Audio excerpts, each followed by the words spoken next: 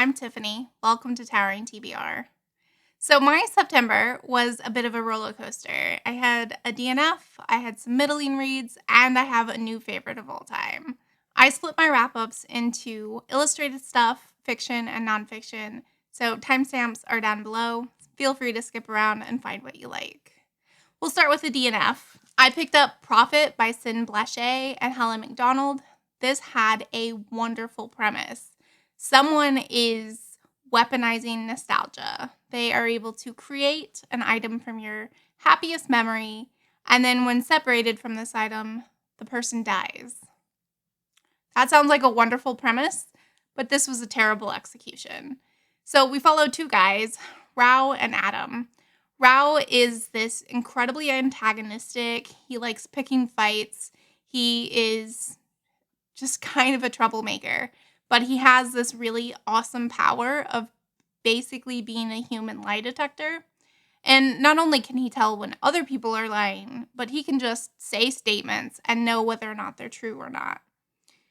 And we also have Adam, who is the most boring guy alive. He had an abusive childhood, and so he grows up to be incredibly non-reactionary, and he's like the only guy that they can get to work with Rao. However, Rao's truth-telling somehow does not work on Adam. He cannot tell if Adam lies or not. And they do have like crushes on each other, so maybe that's the reason. I don't know. At 66% of the way through, we didn't know. So this book was very boring. The pace was incredibly slow.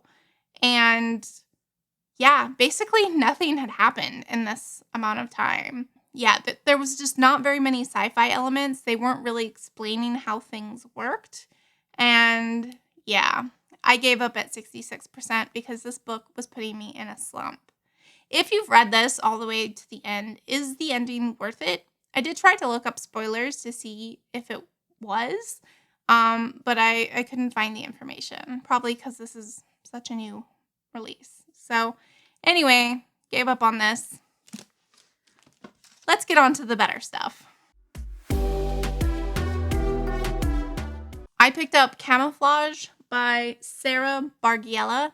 This is a graphic nonfiction about autism, especially as it presents in women.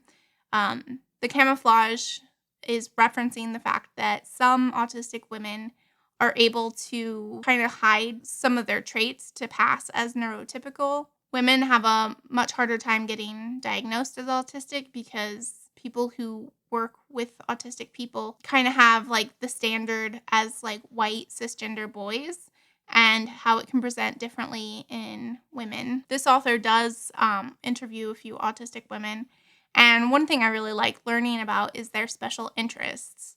People with autism are usually fascinated by some subject, which is called their special interest. And one woman was really fascinated with biplanes. She learned all about them, and then she got into World War I because that's where biplanes were used.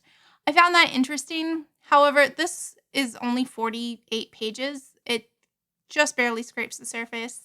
I gave it 3 stars because I feel like if you don't know anything about autism, this could be helpful. But I do read another book about autism this same month that gave me so much more information, so I could only give this 3 stars. The other graphic novel I read was Mamo by Sas Milledge. This was a 5-star read, which is great because I picked it up solely because of the cover. I thought the art was gorgeous. So we have a young woman, Ursula, who returns to her hometown because her grandma has died. Her grandma was the local witch and was keeping the magic in balance, and now that she's dead, everything has kind of gone awry. However, Ursula does not want to be in this town. She does not want to be a witch, and she is kind of fed up with all of it. She meets a young woman named Jo, who comes and asks for her help because her mother has been cursed.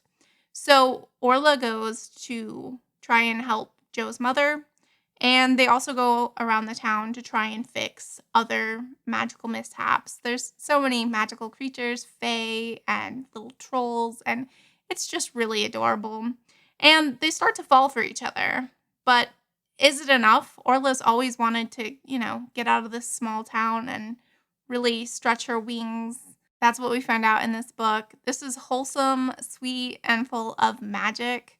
I absolutely loved it and would recommend 5 stars.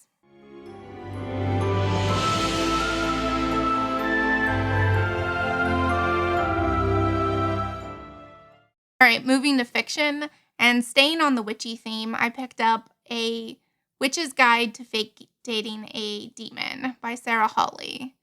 This was picked up because for the Amazing Readathon in August, there was a prompt to read a genre blend, and this is a fantasy romance. So I had checked it out from the library, but I only got to it in September. If you want to check out my Amazing Readathon vlogs to see what else I read, I will link those in the cards and in the description below. So this is about a young witch. She accidentally summons a demon, and she's immediately like, no, I am not trading my soul. This was an accident. Go away.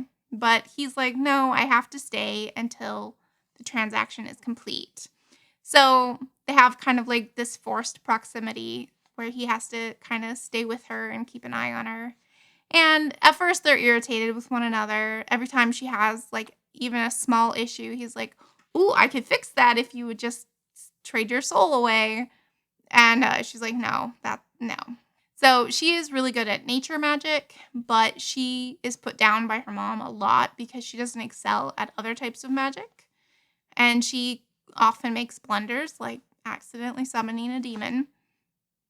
And eventually they fall for each other. He even like sticks up to her mom and be like, stop putting her down. She's really great at some things.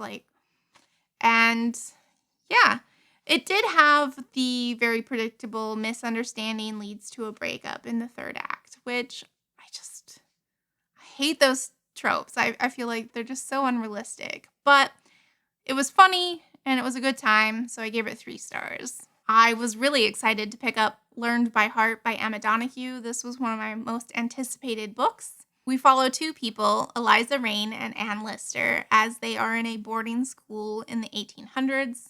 These 2 people really existed, but this is a fictional book about what their time might have been like. We get 2 time frames. The first is in the 1800s, and that is when they are in boarding school together. And Anne Lister transfers in and becomes Eliza's roommate, and then they become best friends, and then they become something more.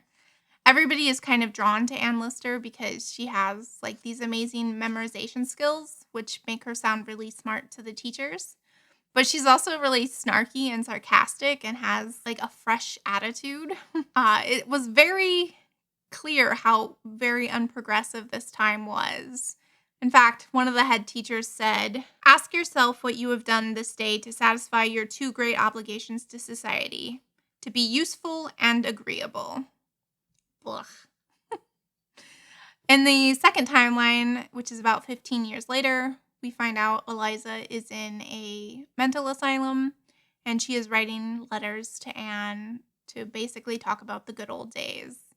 This timeline felt unnecessary, except for the fact to let us know that they're not going to end up together. That's not a spoiler. It literally happens in chapter 2. So I kind of wish they wouldn't have done that. Honestly, I liked Anne Lister's character way more than Eliza, and I wish we would have had the perspective from her instead. I'll share one interaction that I thought made Anne Lister much more likable. A girl was removed from school when her father dies, and another girl says, come, Lister, she's not dead, just bereaved and banished. And Lister replies, dead to us? Betty's education over like so. Lister clicks her fingers. And all because her father's heart gave out at 58, and her mother requires a crutch or has a fancy for one. Are we girls sent to school just to keep us out of the way until our services are required, Rain? Don't our lives belong to us at all? I really liked her. She was incredibly feisty and progressive. Because Eliza is of Indian descent, we also get discussions about racism and colonialism. However, the pace is incredibly slow until the resolution, which I thought happened really fast. On paper, I thought I would love this. This is a slow, sapphic boarding school story. But ultimately I was disappointed and only gave this 3 stars. If you have any recommendations that you think I would like better than this one, let me know, because on paper, this should have worked for me. I picked up The Heart is a Lonely Hunter by Carson McCullers. This was great. This is a modern classic written in 1940, and I will say that there are racial slurs, fat phobia, ableism. I mean, it's just chock full of those types of things, so keep that in mind. I was recommended to read this because my favorite book is A Tree Grows in Brooklyn, and this has kind of some similar themes. I would agree to that. They're somewhat read-alikes. We follow John Singer. He is a deaf-mute man living in this town, and in the beginning, he has a deaf-mute friend, but that friend is put away in a mental asylum for a lot of different reasons, and John Singer is incredibly lonely. We follow several characters and their relationship with John Singer. They all love him because he will sit there and he will read their lips and listen to what they have to say, and he really just doesn't ask anything of them, so they kind of can put him in whatever kind of box they want. In fact, another character even says that. He says, "The rich thought he was rich, and the poor considered him a poor man like themselves. And as there was no way to disprove these rumors, they grew marvelous and very real. Each man described the mute as they wished him to be." Like I mentioned earlier, the theme running through this is loneliness. Even with all of these people befriending John Singer, he is incredibly alone, as are these other people who are dealing with multitudes of issues. The ending was a real surprise to me, and I won't say more about plot. This is a book with not very much plot, but a lot of character studies. However, I really enjoyed this. It was written extremely well, and I loved getting to know this cast of characters. I gave it 4 stars. Has anybody read this? This is a modern classic, but I don't hear people talk about it very much. So I picked up the Expanse novella called Strange Dogs by James S.A. Corey. This is set between books 6 and 7, and I picked it up for Space Opera September. If you saw my September TBR, you will know that I was participating in the readathon Space Opera September and picked this up as a book for it. However, it doesn't actually qualify because this takes place on a planet called Laconia. So we follow this family, specifically this daughter who is just kind of exploring this new planet, and she has a lot of time on her hands. So she explores and observes and finds out something incredibly surprising, but she doesn't tell any of the adults what it is because she wasn't supposed to be out doing stuff and she doesn't want to get in trouble. I can't say much more than that. It's incredibly short, but it was really good, and I gave it 4 stars. I immediately had to pick up Persepolis Rising, which is book 7 in The Expanse. This is actually the only book I read that qualifies actually as a space opera, and it was so good. Because this is book 7, I really can't tell you much about the plot, but I did want to share a quote that I think you can grasp even without the context. So people are fighting some other people, and one of them says, "If you are not yet willing to accept defeat, then I ask you, out of what I hope is mutual respect, to tell me one thing. What is the number of dead that you need in order to show history that your choice to end this was wisdom? That carrying on the fight would not have been bravery, but foolishness? 100 more? 1,000 more? 1,000,000? 1,000,000,000? Only say how many more corpses will make this possible for you, and I will provide them. Tell me the number. I await your reply." So, this was great. I cannot wait to see where it goes next. We only have 2 more books in the Expanse series, and I'm just ecstatic to get to them. Okay, so this next book is my new favorite of all time, and that is The Left Hand of Darkness by Ursula K. Le Guin. Oh my gosh, I've had several days to sit and think about how I want to talk about this book. And basically all I want to do is gush incoherently. This was so good. Why is this so difficult for me to tell you why I love this? I'll do my best. Okay, so the first thing I'll tell you is that this book is really difficult to read. There were a ton of new words that I didn't know the definition for, and she also makes up words for this world.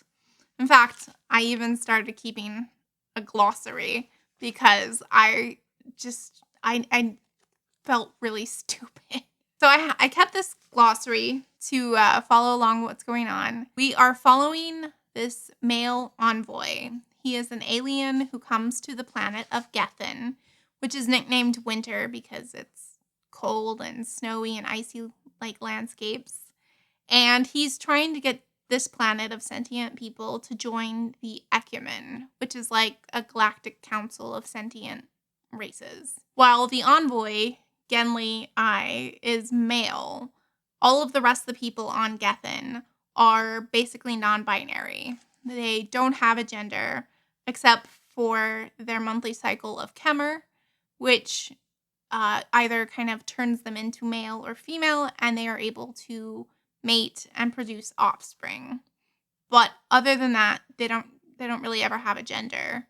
And I thought that was really interesting and also incredibly progressive because this was written in the 70s. In fact, that was actually why a lot of places banned this, was because it's progressive ideas on gender. Well, that's the biggest difference between the humans and the Gethenians. There are definitely more, and that was just such a fun discovery. So because of some political machinations, Genli I is thrust out of the country that he's been in and is sent to the next country over to see if they will join the Ecumen. This world was incredibly well thought out, and the philosophy really was quite thought-provoking. I want to share a part of it. "The unknown," said Fax's soft voice in the forest, "the unforetold, the unproven, that is what life is based on. Ignorance is the ground of thought. Unproof is the ground of action. If it were proven that there is no God, there would be no religion. No Handara, no Yomesh, no hearth gods, nothing. But also if it were proven that there is a God, there would be no religion. Tell me, Genri, what is known? What is sure, predictable, inevitable, the one certain thing you know concerning your future and mine? That we shall die. Yes. There's really only one question that can be answered, Genri, and we already know the answer. The only thing that makes life possible is permanent, intolerable uncertainty, not knowing what comes next." There was all sorts of philosophical nuggets like that. Sorry, these sirens are going off in the background. This book had me ruminating a lot about how humans were different from this society and what it really means to be human. I think that that's why I love sci-fi, is you get to really analyze what it is like to be a human. This plot is also incredibly fast-paced. It had me hooked and turning the pages. I couldn't wait to find out what was going to happen next. If you read more Ursula K. Le Guin, what should I go to next? I know she's got lots of stuff out there. I do own The Lathe of Heaven, but is that where I should go next? Definitely let me know in the comments below. This is a new favorite, and you're definitely going to see it on my end-of-year list.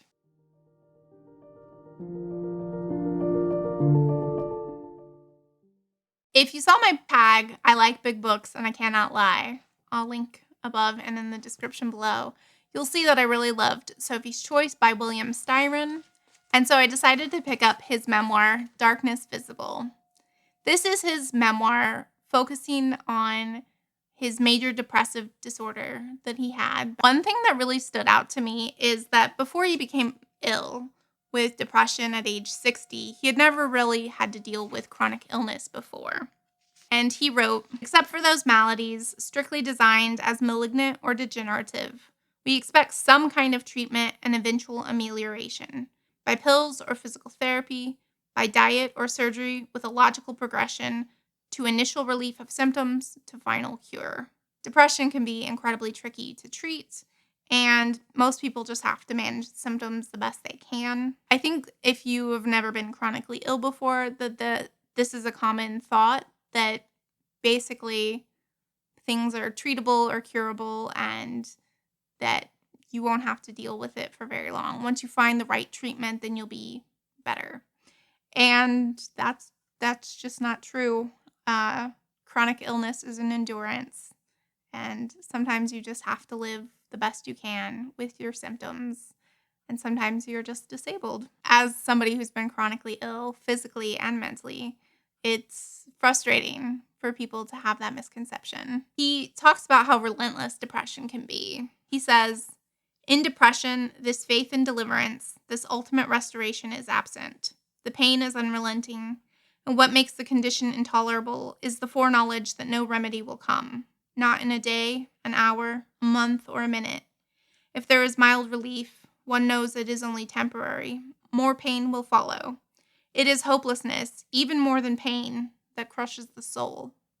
Even though this book is only 84 pages, it is not a quick or easy read. He talks about suicide, and he notes that several artists have ended their lives. And I think it was very progressive of him in 1990 to say that these people weren't weak. It was their depression that killed them. He quotes Albert Camus. There is but one truly serious philosophical problem, and that is suicide.